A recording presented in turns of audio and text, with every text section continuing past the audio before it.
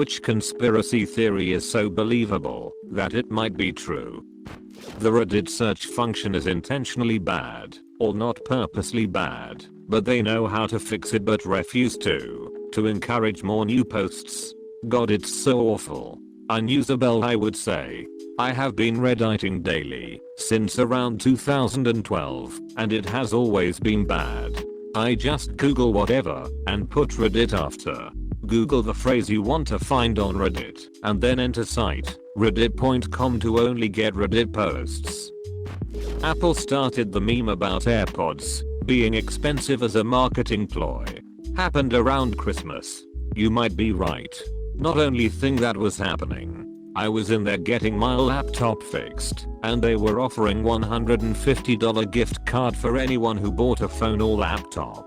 Since people were buying stuff already, the extra money made AirPods a lot more affordable.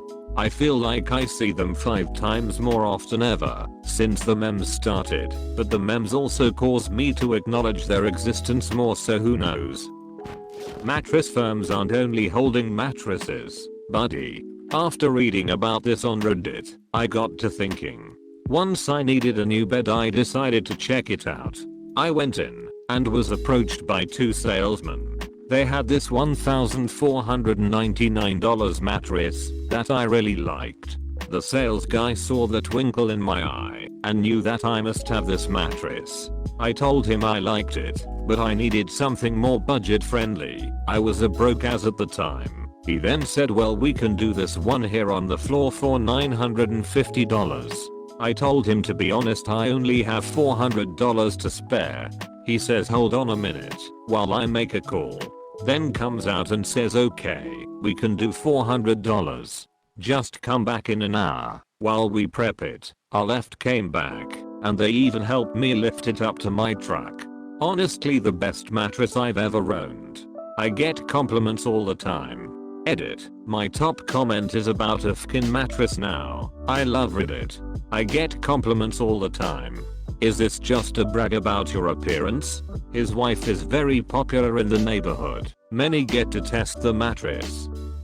One of my favorites is that the government was behind #THROWBACKTHURSDAY in order to get us to digitize and upload pictures that they would not have had access to in order to improve age progression / facial recognition algorithms. I don't know about TBT, but the 10-year challenge provided anyone who wanted to grab it a massive amount of training material for a face recognition AI. Maybe the 10-year challenge was born when the government, or Facebook, or the Chinese / Russians, heard the conspiracies about TBT, and said, you know what, that's actually not the worst idea.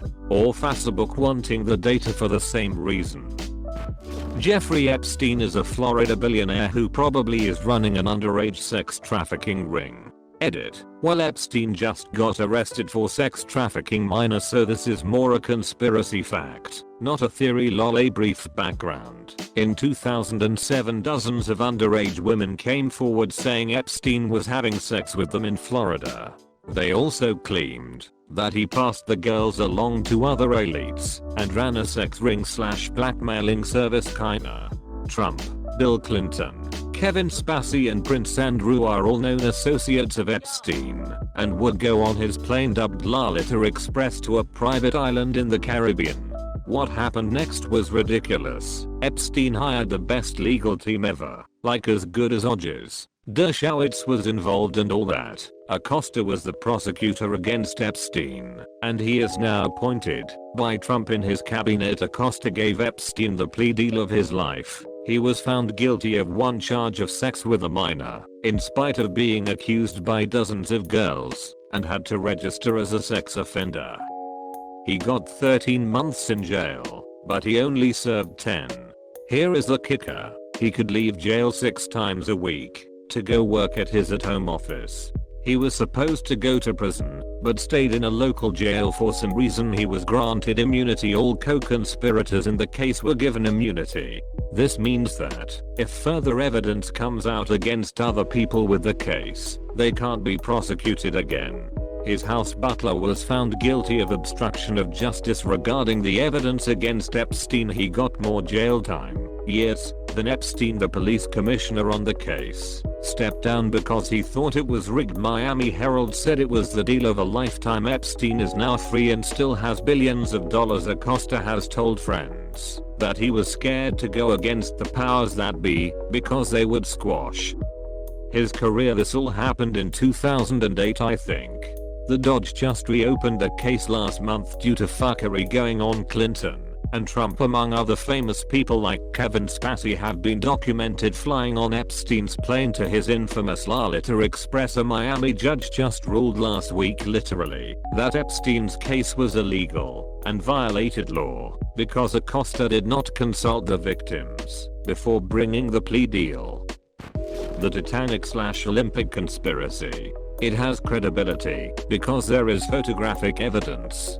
It's really one of the only conspiracy theories I put much belief in. The sister ships and their third counterpart, the Britannic, were owned by White Star Line. The Olympic was put into service in June 1911. She collided with another ship, the HMS Hawke, in September of 1911, and both ships were badly damaged.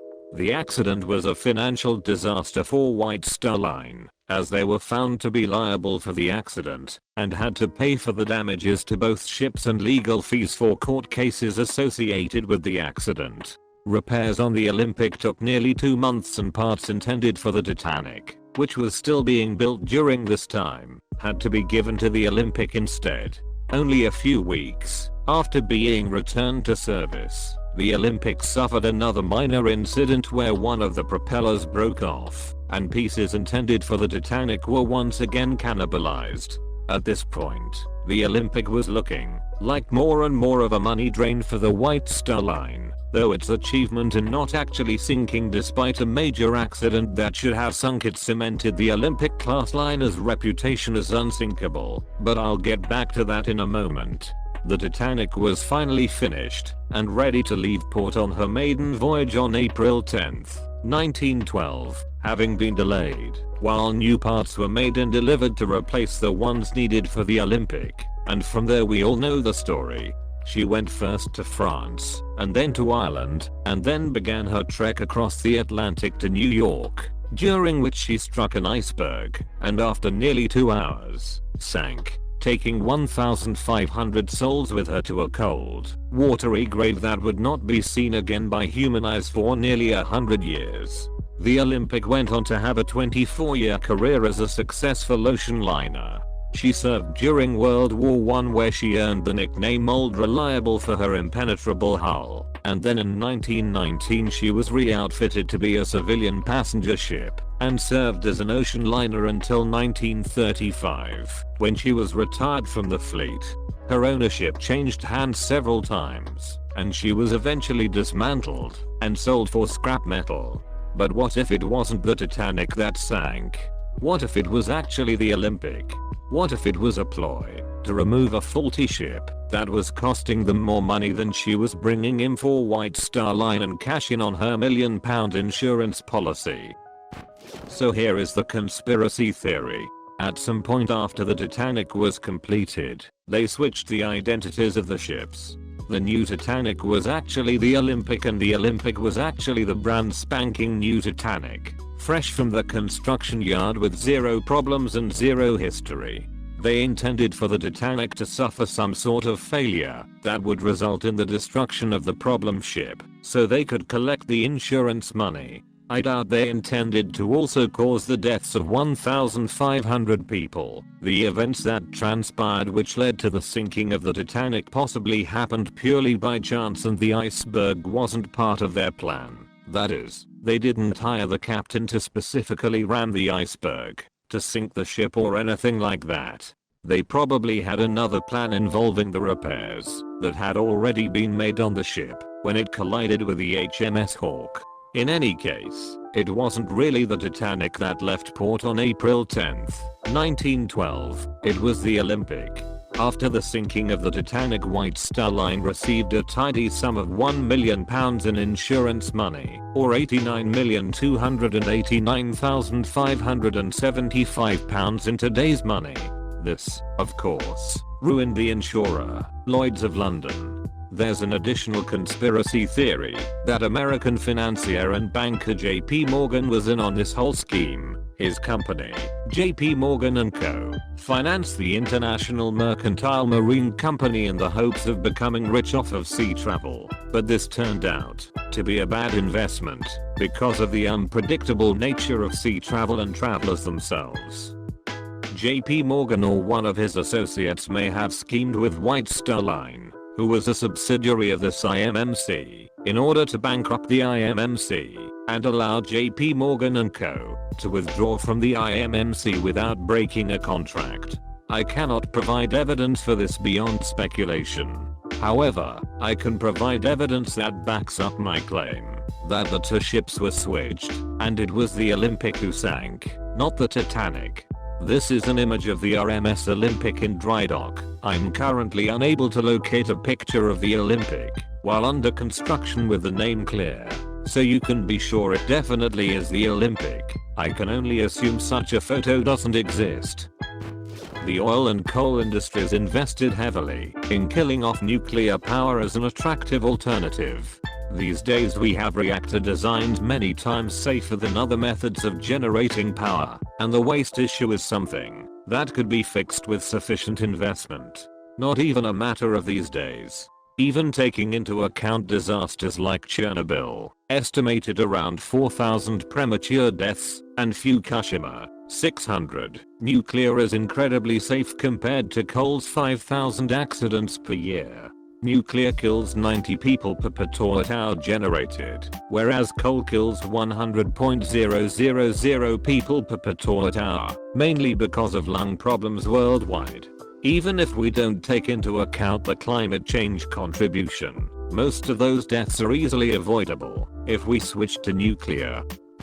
The president of the Philippines, Duterte, is very anti-drugs to hide his own involvements with drug cartels off which he makes billions. Funny enough, he once told supporters that if his own children were found to be dealing in drugs, they should be executed. Not long after, one of his children was found to be involved with a big shipment of cocaine. Ike, still alive. I don't know if it's a conspiracy theory at this point, but a lot of people still don't acknowledge that your internet searches and social media profiles are absolutely being used as training models by major ag companies. I was a drunk college student and had access to them to run AI training. If you still think you're off the grid, you're an idiot. Being frank, it's not a big deal. If you don't have dark shit to hide, those people are too busy building the new technological world to give a shit that you look at midget porn. But don't delude yourself to think people don't have access to anything you do on the internet. And to further that point, privacy in public is non-existent. When you're in public, in a city, you're on camera something like every 6 minutes, more in denser areas. So don't go freaking out when someone takes your picture or films you acting like an idiot. If you have your cell phone with you, you're being tracked. How else does Google give you specific traffic congestion details in real time, all over the world? The Laurel Canyon Conspiracy. Basically, if you look at the counterculture revolutionaries in the music industry in the 60s, most of them were the children of military intelligence people. So the theory is that the free love, lots of drugs movement they inspired was done intentionally to distract the youth from a full-scale revolution. The thought was, if the angry youth of the mid to late 60s were too high and getting laid all the time, they would stop caring as much about societal ills and then basically sleepwalk through the 70s, which they did. I stumbled upon this when I was reading up on Jim Morrison and how his father was the one who called in the fake strike at the Gulf of Tonkin that kicked off the Vietnam War, and which was shown later to have been a false flag.